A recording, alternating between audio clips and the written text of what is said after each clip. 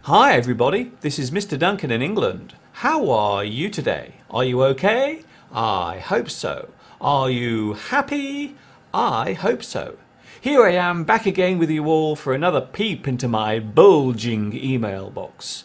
So many of your questions and comments have been popping up in there during the past few weeks. So today we will take a look at some of them, starting off with this one. What are the differences between accept and accept, affect and effect? This question was sent in by Patrick, who lives in Sweden. The words accept and accept are totally different to each other and share no definitions whatsoever. Accept means to take something with agreement. I accept your apology. You agree to something.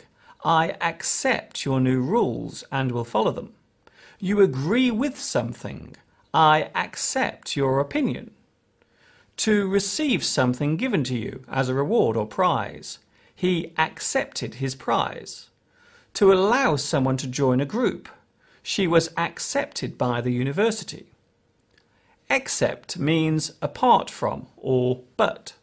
All the classes here except two. To leave something out or to choose to exclude something or someone. You are all welcome except Peter. There is also exception. This can mean something which can sometimes be left out or a rule that can be changed for certain people or a certain situation. An exception to the rule. The words affect and effect may on the surface seem similar, but in many cases they have different meanings. Affect refers to the influence of something, the process of one thing acting on something else, resulting in change. To cause distress or upset. How one thing can shape another. The action of influencing something. The bad weather can affect the crops. Not getting enough sleep will affect my work. Affect is always used as a verb and can be used in both a positive or a negative way. It is worth noting that affect can also be used to describe a false action. He affected a smile, even though he felt unhappy.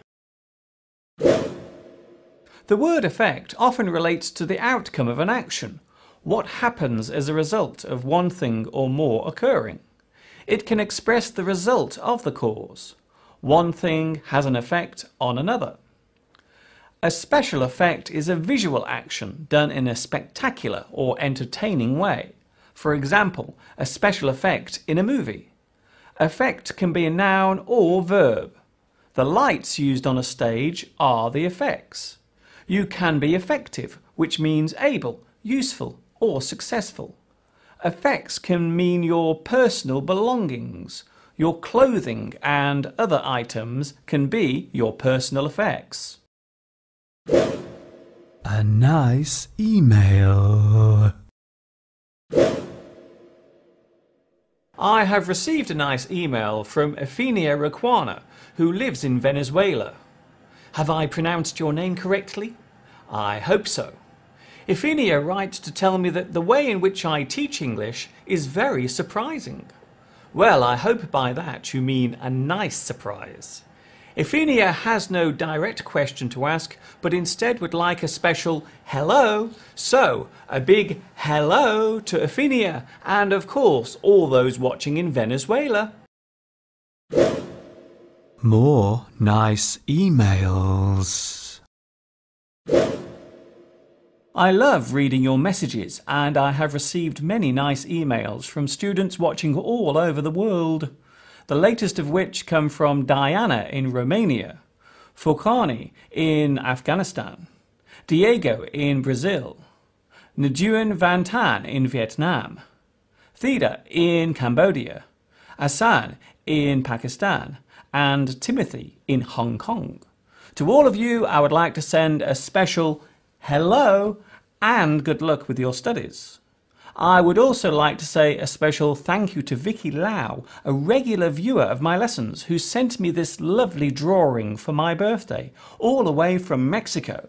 Thank you, Vicky, for your gift, and it has now been placed next to your other drawing on my studio wall. What are the differences between street and road? This is an interesting question, and it was sent in by Winto, who comes from Indonesia.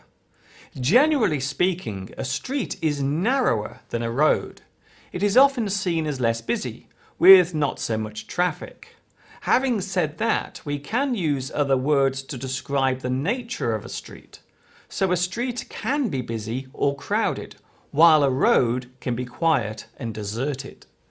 There are no distinct definitions that divide the two, as they both can vary. Houses can be found along both streets and roads. Even in busy cities, streets and roads can be found near each other. But as a general rule, streets are narrow and roads are wide. The word road can also be used to describe the actual surface on which vehicles travel. The road surface can be the road. We talk about the road being made of a certain material. The road is made of concrete or tarmac. The word road can be used as a general term for all types of access and thoroughfares. Avenue is a broad, straight road, often lined with trees. Close is a road that can only be entered from one end. This is sometimes called a cul-de-sac, which is French for bottom of the bag. Lane is a narrow road, often found in the countryside. Some lanes consist of nothing more than a dirt track and can be very hazardous or dangerous to motorists driving cars and pedestrians walking on foot. A very useful idiom. Here's a very useful idiom for all those of you who are going out for a meal with friends. The idiom is go Dutch. If you go Dutch, then it means that each person at the table must pay for their own meal and drinks. Even if two people are going out for a meal, they may decide to go Dutch. So there is no chance of one person paying the whole bill. This is usually agreed before the meal begins. The phrase originated during past events, when England and the Netherlands fought over trade routes way back in the 17th century. The meaning at that time was a derogatory one. However, many people still use it today, completely unaware of its origins. The term is often used in England and to a lesser degree the USA, where it is referred to as a Dutch treat. Of course, instead of going Dutch, you can simply say, let's split the bill. Why do we say no lower than instead of not lower than? This question comes from Kate, who lives in Malaysia, a country I have visited many times. When we are enforcing a level or setting a limit, we normally use the word no as the determiner. In this sense, we are actually saying not. You are not allowed to drive any faster than 30 miles an hour. With no, this would read, you may go no faster than 30 miles an hour. The second sentence seems more stern and gets its message across in a much better way. Another example is, you may stay no longer than 30 minutes. Of course, if you wanted to use not, then you would say, you may not stay any longer than 30 minutes.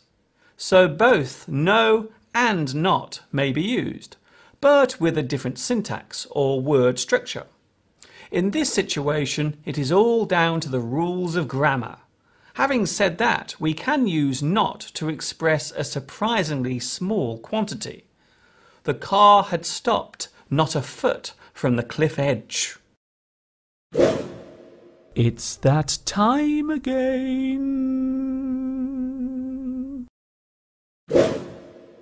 Ladies and gentlemen, boys and girls, and all those in between, it's that lovely moment. Yes, it's here again to grace us all with its splendicious presence. What? Splendicious isn't a real word? Well, maybe it should be. It's the word of the week.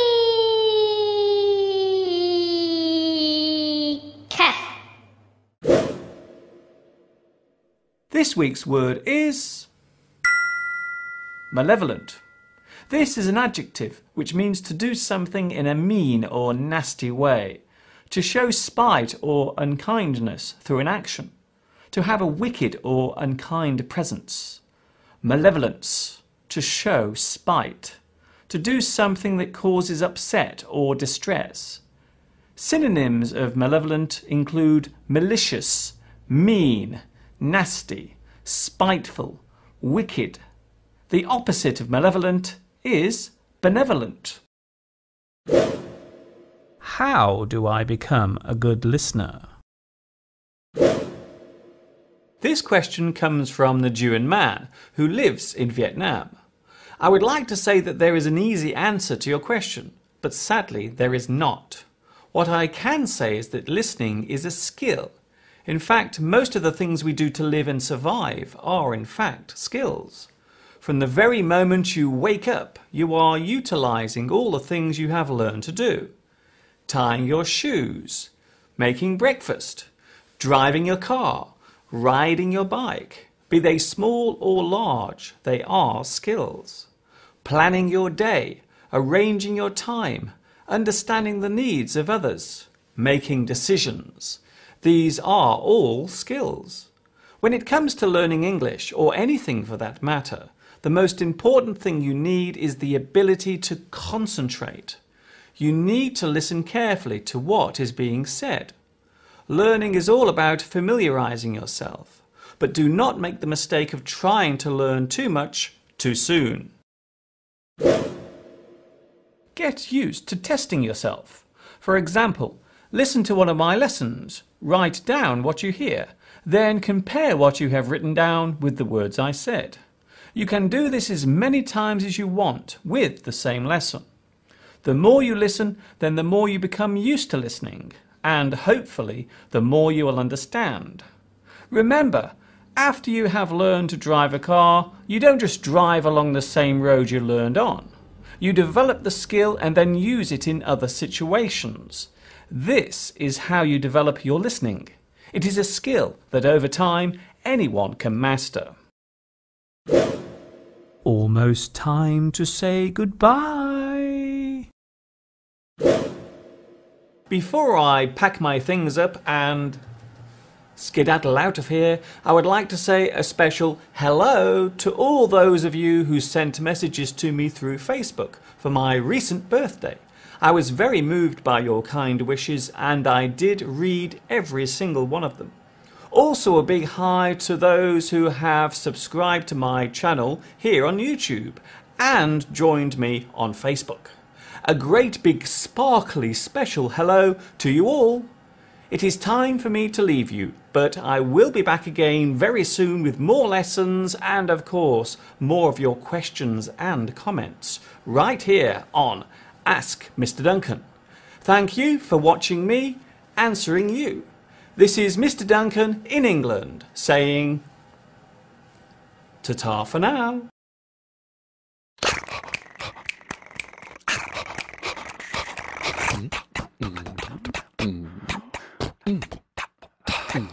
Mm.